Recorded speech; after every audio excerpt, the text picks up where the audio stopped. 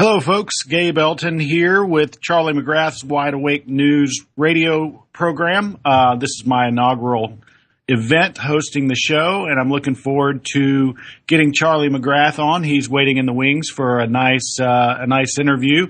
I've known Charlie for quite a while, but I'm interested in finding out some things that I might not have known about him. Looking forward to it, actually. First of all, just to give you guys an idea and some insight into what this show is going to be about.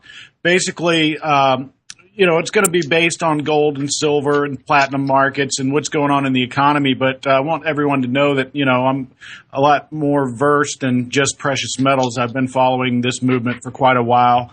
And Charlie has really helped me along with that. And in fact, one of the ways that we met originally was a friend of both of ours that kind of put us in contact with each other. I'm really glad to have met him. He's come a long way since I ran across him to begin with. But just to touch on what's happening out there in the world today, gold is at 1303. It wasn't long ago that everyone was saying it was going to go below $1,000. And it's set right between $1,000 and $1,180 and $1,200 for, 45 or 50 days. And since then, we've finally got above 1,300 in gold, and everyone's still waiting for it to drop. And I can tell you that it's been right between 1,250 and 1,300 now for at least 60 days. I really feel like gold, silver, all the precious metals have found a bottom here, especially when you look at what's going on in the bigger picture and in the rest of the world. Just this last week, we had the Clive Bundy situation where the U.S. government once again showed their hand. I always love the saying is the best way to prove a person a dictator is to make him act like one. And if you guys saw what was going on in that Nevada ranch in the BLM, I think it's pretty clear who the dictators were. And isn't it funny that once people start to locate what's really going on over there in that solar farm of Harry Reid's, well, that's when you have all the big guys on the right like Glenn Beck and others. I believe someone wrote an article for Breitbart saying pretty much the same thing. And that's whenever all of these guys come out and show their true hand. And I think that's important to take note. Charlie had a good video about it on his website today, WideAwakeNews.com. But I think all of that really is sort of a distraction. It's a good distraction because it tends to wake people up. But I think what's really going on in the world is happening in Russia and the Ukraine. And there, just after the market closed today, there was a lot of action over there. They say at least 4 people have been killed on the Ukrainian side, possibly as many as 12. And this is the beginning of the end. NATO came out today and said that they were going to send troops there on the Ukrainian border. And boy, that's just what we need is 40,000 Russian troops on their side of the border. And you have the rest of NATO right across the way on the Ukrainian side of the border. So to me, that is just a powder keg just waiting to go off there. And it's the bigger picture of the world moving away from the dollar. It sort of talks about the email that we sent out last week on the beginning of the end of the U.S. dollar, and I think we're witnessing it. But without further ado, I would like to bring on the man of the hour, which is Charlie McGrath. And like I said, I'd like to get him to know him a little more. I know I wouldn't say a whole lot about him, but I know enough to know he's a good guy, and he's been a lot of places and done a lot of things, and I'd like to get to know a little bit more about that. So, Charlie, welcome to the show. It sounds like we're going to start dating Gabe Elton. And you know what? I could do worse. You're not a bad-looking guy. I'm glad to hear that, and of course that's while I'm off camera, you see. Yeah, as long as it's off. Yeah. They always said I'd be a better radio star than a TV star. I could never figure out why. Now you know why I do it. And I've learned a long time ago not to watch my videos. I'll listen to them, but if I look at myself, now I just make a joke of it. I'll use the thumbnail, the goofiest picture I possibly can, of my one eye open, one eye closed. Yeah, it's sometimes radio is a blessing because you can sit here in your jammies and you've done that thumbnail to me once or twice. Oh yeah, definitely. Gabe, I'm really excited to have and we were talking before we went on here on your inaugural run to your time spot that there's a lot of guys and gals for that matter, but there's a lot of guys and gals who get on internet radio And let's face it, I mean, you are the Rinse Radio Network. You're on one of the best platforms, one of the widest listenerships in internet radio. But they come on and they're a one-trick pony. You know, they come on and they want to just talk about gold and silver, or maybe they're on there using that time just to pitch gold and silver. And that is, I know, absolutely not what you're going to do. I mean, I think you're going to bring some amazing deals and insight to the precious metal market. But I do know you a little bit because most of these exchanges have been me grilling you about what you think. So I do know that you are definitely into this movement, into the freedom movement. The awake momentum is certainly something that you not only involved with but pay attention to very well. So I think you're going to do fantastic. I'm excited to have this a bi-monthly, and is that right? Is twice a month? Bi-weekly event, and I think you're going to do a great job. And I'm very honored that I am your first guest. And guys, as of right now, this time spot on Wednesday is when you're going to hear Gabe Elton, only exclusively on the Rinse Radio Network. You're going to hear him Wednesday, 5 o'clock West, 6 o'clock Mountain, 7 o'clock Central, 8 o'clock East Coast time, every other week. And I will definitely be doing a live show during that same week, maybe even multiple like we did last night. But for the current time being, Wednesday works best for Gabe, and it actually works best for me as well. So that this is going to be bi-weekly, the Gabe Elton. What are we going to call it? Gabe Elton on WideAwakeNews Radio, I guess. That's I don't know. I was trying to think of something fancy. I really couldn't come up with anything. I was kind of stumped. I like other people. I think Chris Martinson possibly has something called the Got Gold Report. I really like that, but I couldn't steal it because somebody else already has it. And I'm going to look around, but I think there's a better name than Gabe Elton on WideAwakeNews. Well, that's what I'm going to call it till you call me something, till you tell me to do something different. There you go. I think your analysis of, you covered a couple things there, but the Ukraine, U.S. versus Russia, basically, is what we were saying, the West versus the East, this fomenting of hostilities.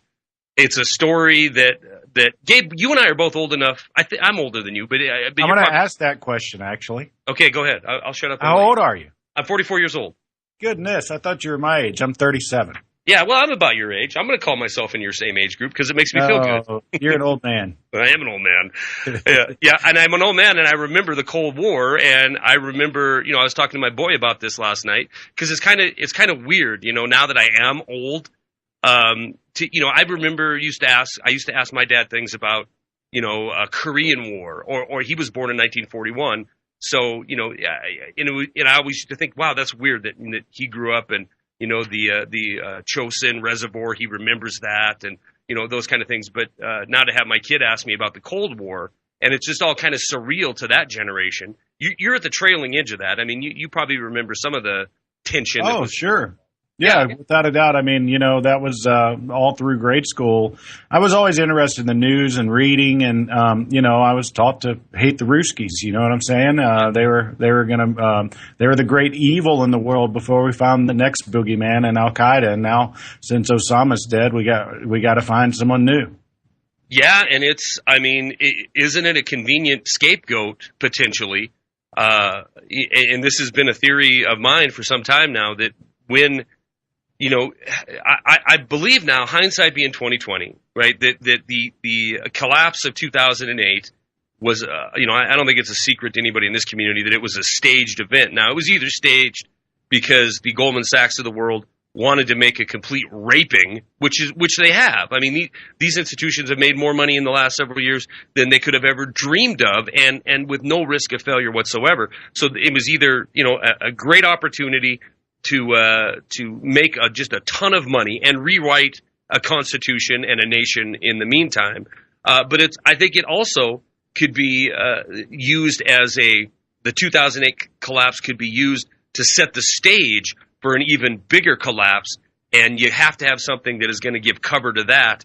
And, a new Cold War, or God forbid, a new hot war in Eastern Europe would certainly it would erase any questions that anybody might have going into another economic collapse. And what strikes me, Gabe, is we're heading at the midterm for the lame duck presidency of Obama. We're heading into that midterm election, but history repeating itself. It seems to me that going into the 2016 election, we certainly could be looking at a major economic collapse a la 2008, but this time even worse because we're going to sprinkle in global hostilities with it.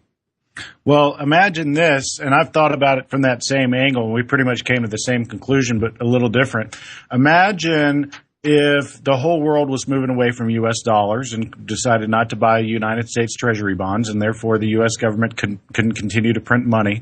And so therefore the Federal Reserve had to buy those bonds in order to print the money. And now what you have is a situation where the U.S. dollar is on the verge of collapse. What a better explanation of why that happened than to blame it on the Ruskies. And that's what we're doing to Russia. That's what we're doing. We're isolating them. And because of that isolation, they are forced to do deals that does away with the U.S. dollar. They've signed deals with China. They've signed deals with Iran. They've signed deals with Brazil. They've signed deals with India. And I could go on and on and on about all the deals that China has signed. What if the world was on the verge of a totally new financial system? And there's plenty of people who are out there saying that.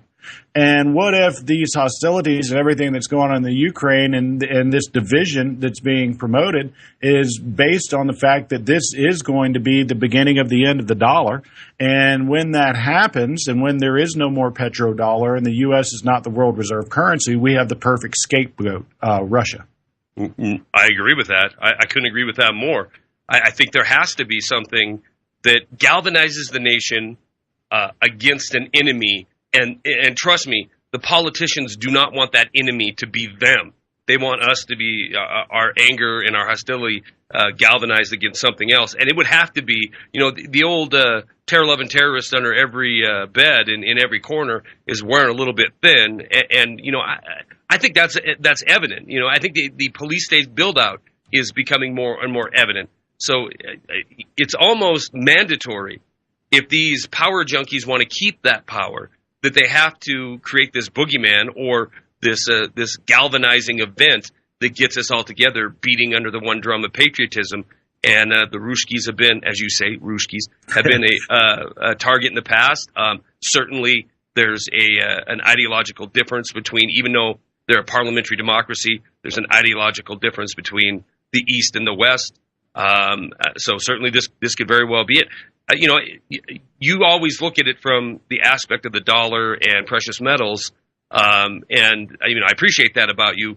The fact that the dollar is one of the primary weapons that is going to be being used going forward on both sides, and we've seen it. We see and I'm ranting on. This is your program, so but I agree with your analysis. I think that the boogeyman going forward is going to have to be a legitimate threat, a legitimate nation state such as Russia. So, get ready. Here we go. Cold War 2.0.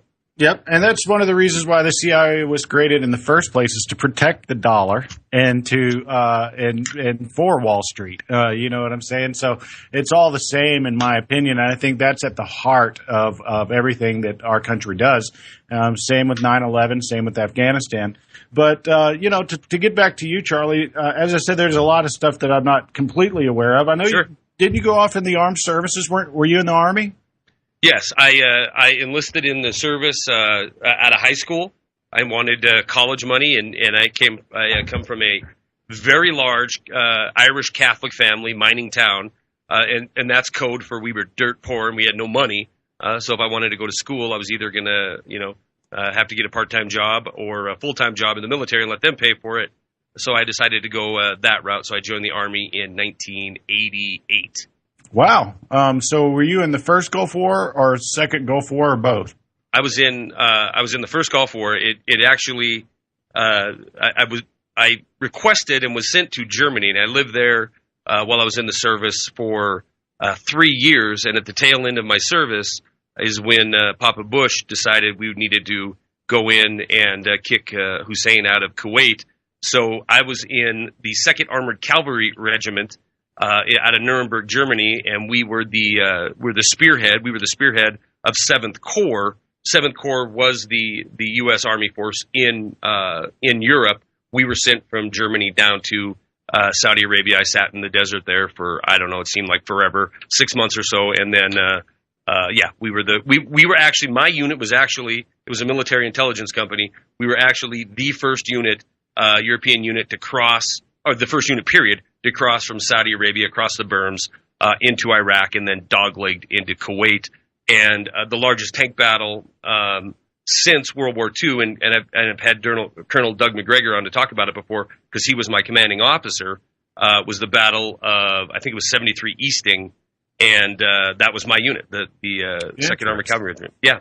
So I had an uncle right there with you. He was in the Marine Corps, stationed out of Hawaii, and they were sitting there on the border for quite a while. In fact, they might have even followed you guys in. I'm not 100%. I think the Marines were the first units that engaged in combat, and if I remember correctly, they were staged in Saudi Arabia, but they were on the border with Kuwait. So they right.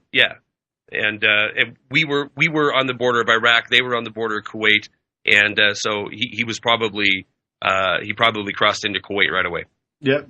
So I guess you were born in Montana. I was going to ask you, were you born there? Or did you get there as quick as you could? I got here as quick as I could. I was born in Spearfish, South Dakota. Okay. Yeah, and then my folks moved to Spokane for a couple years. I started kindergarten in Butte, Montana, and that's I lived there up until I graduated from high school. That's great, man. When did you start to wake up? I mean, I kind of remember it myself, but what about yourself? What kind of got you going into this area? Well, that's a good question, and it's been a long time since I've done any kind of a video or talked about that at all. So, the surreal wake up was, I mean, thinking back on it, being in the desert in 1990, 1991, and having a air quote doctor tell me that in order for my own safety, I need to take this experimental vaccine, which was botulism and anthrax, and that in and of itself didn't wake me up, but that was the first time I can remember in my life where I was really, second time I can remember in my life where I was really questioning what my government was telling me was a fact. I started to question the truthfulness of what was being told to me as a soldier. The first time was just months before that when I was in advanced individual training, and I had unfortunately my head is oddly shaped, Gabe, Elton. Not unfortunately. And I don't know what background this is. It's probably my Croatian. I have Croatian background. And high cheekbones, very, very broad facial structure.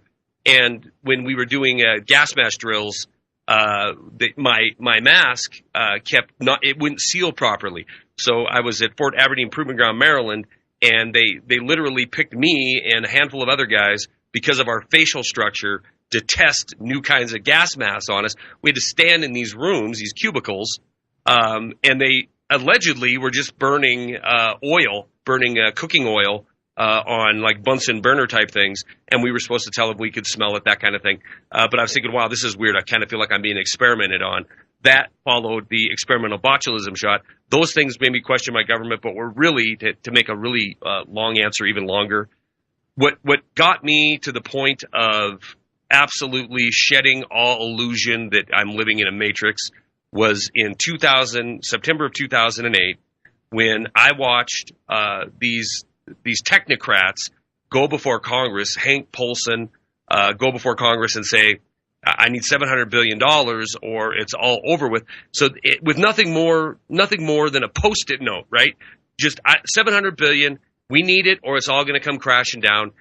That followed by the markets crashing after Congress saying no. I felt was the last time Congress actually represented the people of this country, and the financial terrorist tactics of Wall Street truly was the power behind everything that happens globally, as you talked about a minute ago in Ukraine and the CIA and the creation thereof. That was really the wake-up call for me. And, and of course, sprinkled in there, so people are probably freaking out right now because I didn't mention 9/11. But yeah, 9/11, the automatic implementation of the Patriot Act, the continuing to fight wars in a region that I had fought in 20 years earlier, all of that were things that were really helping to wake me up. But just watching the financial chaos and then what came out of that truly was what was the final wake-up call for me. All right, folks, going to break and looking forward to get back to more information with Charlie McGrath. All right, Gabe Elton again with Charlie McGrath, Wide Awake News, only on the Rinse Radio Network. And wanted to get back into the conversation with Charlie McGrath. But first, I'll share with you guys, we were talking to Charlie about how did he wake up and kind of getting to where he is today. Kind of give you some insight as to me. It's weird. My whole life growing up, I always read a lot of books, and one of my favorite authors was Louis L'Amour and the Sacketts. And I guess I always considered myself sort of an outlaw, even when I was a young kid. But looking back as I was growing up, I mean, even before I was into politics, I liked Ross Perot. I liked Patrick Buchanan. I was always following the guys who were kind of off the beaten path and not part of the machinery of Washington D.C. And so even before I woke up, I guess I was kind of one of those people that was already on the path. But I tell you, in 2004, well, another thing is getting into the gold and silver business in 1999 kind of opened my eyes. That's the first time I heard about Edward G. Griffin's book, The Creature from Jekyll Island, and the Federal Reserve, and all of that started to wake me up. But as far as to how deep it all went, I really didn't come across that until 2004 when I moved here to take my position at Austin Rare Coins. And, some friends of mine and relatives, cousins that lived here, they all kept telling me about this guy named Alex Jones. And, I was like, this guy is nuts. There's no way what he's saying can be true. And I tell you, I wrote down a lot of the things and a lot of the claims that he made, and have since gathered my information from a lot more sources than just Alex Jones. But I tell you, I found out that the guy was right, and I set out to prove him wrong because he sounded like such an idiot. And turns out that those people that I thought were crazy were the ones that were right, and it seems to be that everyone else that's got the mental issues. But getting back to Charlie McGrath, you said that you woke up kind of based on the way that he treated you in the military, and then based on the bailouts and 9/11, of course. But is there anyone in particular that kind of turned you on to this freedom movement? Yeah, there is somebody. I was thinking, no, not really, just a kind of an amalgamation. But no, it was Vision Victory. I started watching. Are you familiar with him on YouTube? Yeah, he originally was with the National Inflation Association. No, that was after he teamed up with George for Three-Legged Dog Title. Okay. And I don't know whatever came of that. I don't know what they're doing now, but and I haven't seen.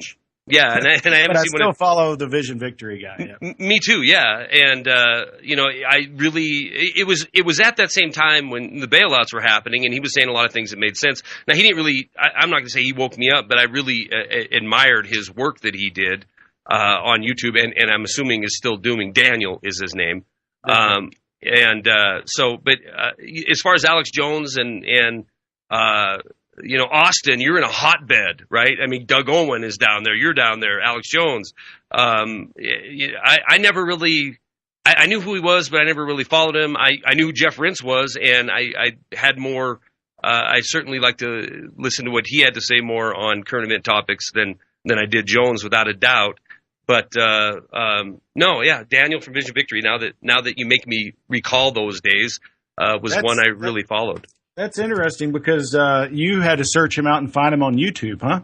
I think I typed in economic collapse on YouTube. I think that was it, and he popped up. DimCAD popped up.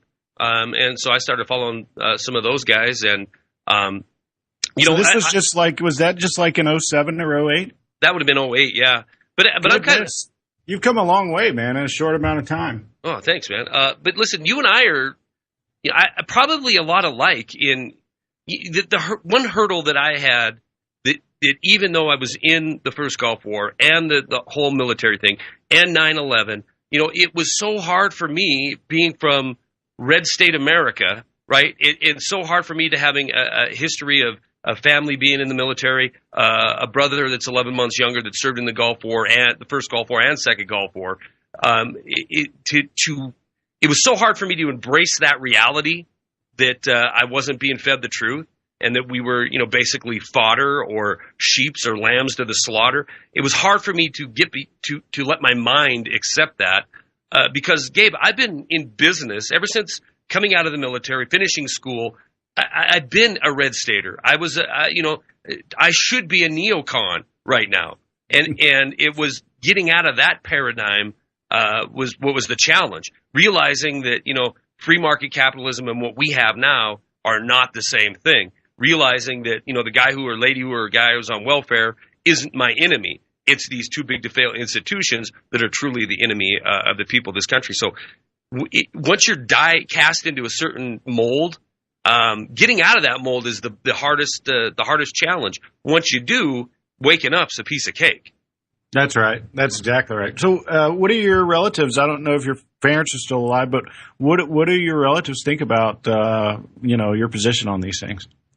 I'm going to say most of them agree with me. In fact, I really don't know of any that openly disagree with me, at least to my face. Maybe, but one of them, Bonnie, she's the webmaster of WideAwakeNews, and she's listens to the program all the time. She is pretty much lockstep with me, and like I said, I have a huge family. I have a sister, Patty, who's probably listening to this program right now, who's definitely in agreement with me. She might even be even more conspiratorial than her brother. So no, I think that isn't that amazing when? And I want to turn that question around to you though too.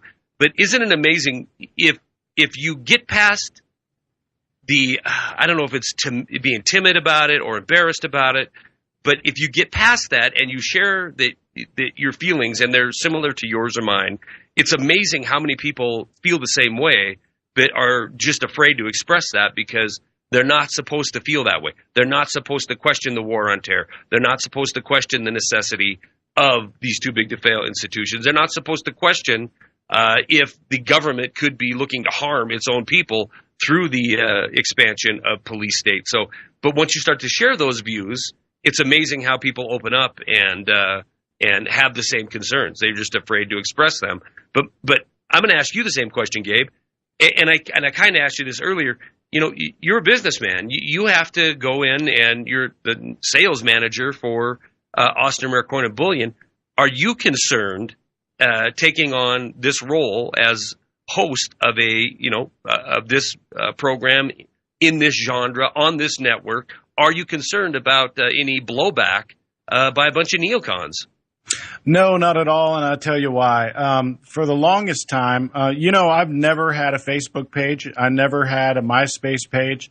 I never had a YouTube account. I never bought into – because I kind of knew what it was all about at the end of the day. Right. And people like you had the courage to use those platforms and basically come out, to the world and tell That's them. one way to say it.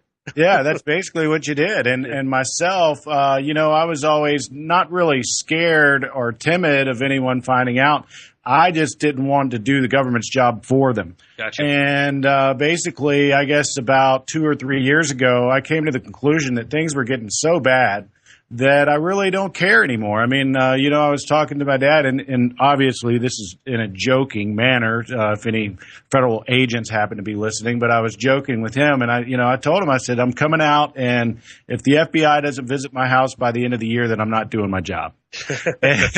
and we kind of laughed about it, but to kind of give you some backstory, it's kind of like you. I grew up in a pretty poor town. I mean, the only thing there is to do where I'm from in Port Arthur, Texas, is graduate high school and go to work for a refinery. There's plenty of those around and plenty of construction jobs and everything else. My great-grandpa worked in the refineries. My dad still works there. Even my mom worked there until she retired. And so it's a hardworking family, but because of the situations, a lot of them are union members, which means a lot of those union members are Democrats, and it kind of runs in my family that are a bunch of, they're full of Democrats. And, right. I was at the George Bush's ranch when they were with Cindy Sheehan. And it's only because my whole family went over there. And the only reason why my whole family went over there was because they were Democrats.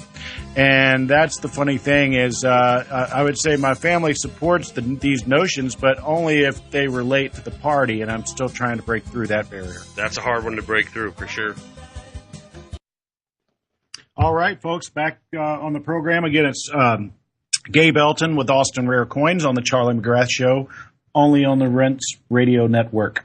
Wanted to give you guys a little better insight into Charlie. You know, I felt like I knew a lot about Charlie, but I've learned a lot just here on the program, and we're glad that we have him. We've got a caller on the line that we're going to go to in just a second. I just had a few more questions for Charlie because it's intriguing to me that Charlie sort of woke up, you know, obviously being in the war over there, he was waking up while I was waking up. But as far as coming to the full realization, a little bit after me, and it's amazing how far he's come. You know, I talked about myself how, you know, I knew all of these things, but I didn't want to do the government's job for them and leave tracks all over Facebook and MySpace and YouTube and everything else when Charlie had the courage right away to come out and say something and do something. And I think that tells a lot about his character. So you said, you know, this all started getting started in '08, but when's the first YouTube video? I mean, like, when did you decide that you were going to do something and how did you decide to do it? I assume that was on YouTube's platform, right? Yeah, it was. I think my first video was shortly after the collapse, the 700-point drop, and I was just stunned that there was any debate about Congress saying no, and then when they did say no, how quickly the media turned from free market capitalist media into socialist fascist media. You know, because basically that's what you have to be, calling for the government to bail out this industry in order to save them. That isn't free market capitalism at all. It's fascism. And when that occurred, all in that, you remember that very, very quick amount of time. We're talking within a week. You know, it was no, then crash, then yes, then goodbye freedom, all in one foul swoop. And again, you know, this is on the heels of 7 or 8 years of the Patriot Act, but just, you know, the culmination of all of this, and then the tyrannical nature of the incestuous relationship between Washington and Wall Street.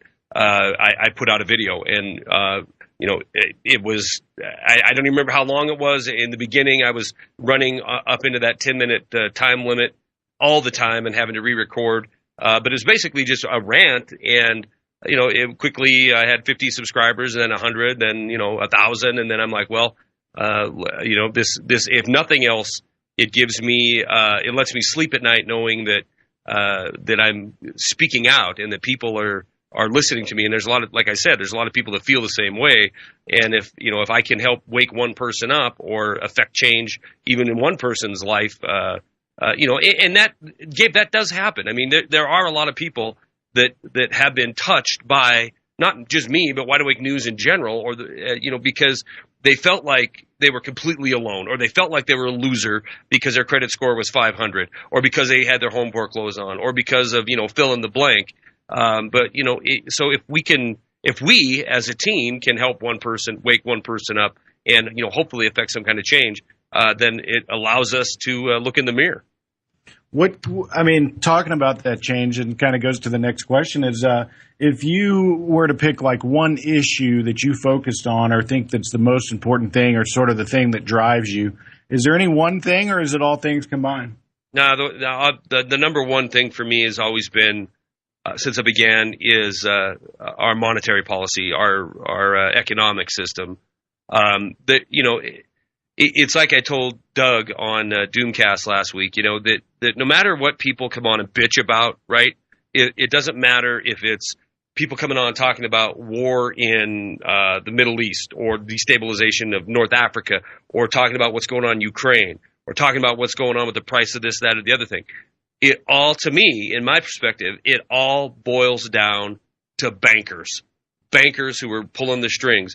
Everything, anything and everything is done on behalf or dancing to the tune of these institutions and these power junkies that we call too big to fail. And so I always keep an eye on that. It's always the first thing on my mind is who benefits from a war here or from an assassination there. To me, it's always about economics because, it's the one thing that truly red state, blue state, liberal, Democrat, conservative, liberal, we're all spending the same Federal Reserve notes. It's the one thing that ties us all together. That's interesting because we've come full circle. That's what we were talking about at the first of the show when I said, that's one of the reasons why I pay attention to the economy and the dollar is because, that's really why the CIA was created is to protect that petrodollar and protect the U.S. economy. And it is, like you just put it so succinctly, it's all related. And that's really what it's all about because that's who this army fights for. It's not it's not the people or the Constitution. It's the banks. But let's go to the caller. I'm looking forward to getting more callers on the show on whenever I have them, and I'd love to speak with them. So if we could bring on the caller, Meat Dog. Meat. Hey, thanks for taking my call. You're doing a great job hosting. I'm sure you'll do well at WN, and thank you, Charlie. I have some questions on precious metals, if I may. I'm sure you've heard some precious metals peddlers saying that silver is the new gold, but I heard this other from another station say that copper is the new silver, and he was offering a monster box of 500 ounces of copper for $647. So I went online and I did a little cursory math, and if I understand his sale correctly, that comes out to $20 a pound for copper. But I went online, and the current price melt is around $4 a pound. So that doesn't sound like a very good deal now, does it? That's a great point. And I can't say that person was ripping you off because of the minting fees involved with copper. It's very expensive to mint coins. That's why you'll see silver coins sell for a higher percentage over the spot price than a gold coin, because there's a fee to mint the coin, and the fee's the same, regardless if they're minting silver, copper, or gold. There is a fee involved, and that fee reflects more on a lower priced item, say silver, than it would with gold, and it's even more so with copper. I like copper, but the way that I save my copper is in pre-1983 pennies. And that's the way that I pick it up. You don't have to. It's already been minted. You don't have to pay for it. I couldn't disagree that copper is a good place to be. The problem becomes getting it at a reasonable price. Sure. Well, it crashed really hard about 3 or 4 years ago. Went down to a little bit over $1, and then it zoomed back up again.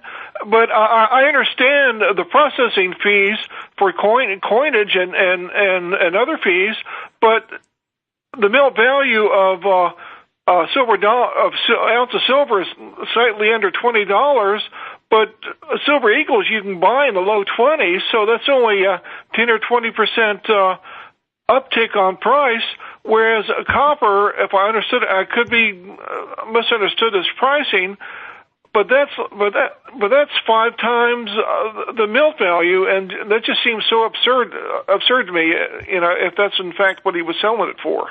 Well, you're right. In fact, it is absurd, and I don't know that it's his fault. I would have to look into it further because we don't really specialize in copper. But just to say, Charlie, one other thing that you might be missing is it's valued in troy ounces, not regular ounces. So if you're looking at 500 ounces or looking at a pound of being 16 ounces, that is incorrect because troy ounces are a little bit different. I think there's like 12 troy ounces to a pound instead of 16. I was going to say that what you said about the value per coin, regardless of what it's made out of, pewter, copper, nickel, whatever, tin. I mean, if it's $2 or it's $1 to mint a round, then obviously that's going to reflect, it's going to reflect as a much more bigger chunk of your change going to that in copper or some other base metal than it would a precious metal that's at $20 an ounce or gold at $1,300 an ounce. But I agree. I mean, I've been approached to sell 1 ounce rounds in copper. I've heard the same things, Meat, where copper's the new silver and that kind of thing. And I just can't wrap my mind around it as a precious metal. To me, it's a base metal. And if I can buy it in the form of tubing, and put it in my garage, or in the form, like you said, Gabe, of actual real money, it's already made. It's pre-1983 pennies. That seems like the way to go. But there's a lot of people stacking copper. So who knows? Yeah, no doubt. I think, like I said, I like it. You're exactly right. It is a base metal. In fact, I was just reading a story about how, goodness, I can't remember the original country, but it's a country that Chile produces a lot of copper. Well, their main supplier is a lot of that copper goes to Russia, I believe. Hold one second. Oh, China. So China has a downturn in their economy. Well, that in turn hurts Chile, because Chile is the one that's sending all their copper to China. And basically it's based on world production of housing and industrial uses. And when you have a major country like China who's building ghost cities, well, then copper will be very good. But whenever that punch dream comes to an end, that's when you're going to have trouble with copper. And you're right. They call it Dr. Copper because it kind of predicts the movements of the metals complex. But at the end of the day, I think gold and silver will separate from copper, especially during a major slowdown. On the other hand, if it's very highly inflationary, and China is building 10 ghost cities, copper might do better than gold and silver. I think we might be near the end of that false narrative. Or perhaps it just seems like. Oh, I'm sorry. Go ahead, it just seems like copper is susceptible to a lot of swings in the way the economy goes in manufacturing and whatnot. I'm sorry. Go ahead, Charlie. Well, I agree with that. I agree that it's probably, copper, just like oil, is going to be very dependent on how the economy is doing, more so than gold, without a doubt. And, there's a lot of industrial use for silver, and silver could have that same effect. Palladium is one that would have an effect. It's a precious metal, no doubt, but it's going to be affected by economic conditions. But copper, to me, is a much more useful metal than any of the above mentioned. It's used in everything. Gabe, am I wrong on that? No, that's a really good point. And that's why it's one of the base metals, because it can be used in all sorts of things. And anything that has dual use is normally a good idea to have some of it around. I just choose, I'm like everyone else. I save my change until I fill up a big bucket, and then I bring it in and roll it up and bring it in. But the two things that doesn't go in that roll are nickels and pre-83 pennies. Because I like the copper, and nickels are worth 7 cents today. There you go. Thanks for taking my call. Hey, Meat, yes, thanks sir. for calling in. All right. Well, taking this back to gold and silver, Charlie, it was really nice getting to know you a little bit better, and I'm sure your listeners will enjoy that too. Or I should say my listeners. Yeah, that's right. They're yours now. But getting back to precious metals, there's a couple of things. I heard the music going, Gabe. I think you're on borrowed time right now. Oh, goodness. I didn't hear it. Yeah, I heard it kick in there. Okay, well, give us a call. We'd be glad to help you. As you know, we are glad to talk to you about anything. Feel free to call us anytime. 1-800-928-6468. We'll always give listeners of Wide Awake News a better deal than we'll give an ordinary client. So feel free to give us a call. Let us know that this is where you heard us, and you'll get the best deal out there. Gabe, Elton, thanks very much. You did a great job, and we'll see you back on here in 2 weeks. All right, sounds good, Charlie. Thank you, man. You bet. Guys, stay tuned for the rest of the broadcast evening on the Rinse Radio Network. Tomorrow night, you're going to have Eric Lovely. Friday night, you'll be having Karen Quinn Tostado. Thanks, everybody, for tuning in. We'll talk to you all later. Have a good night. Peace.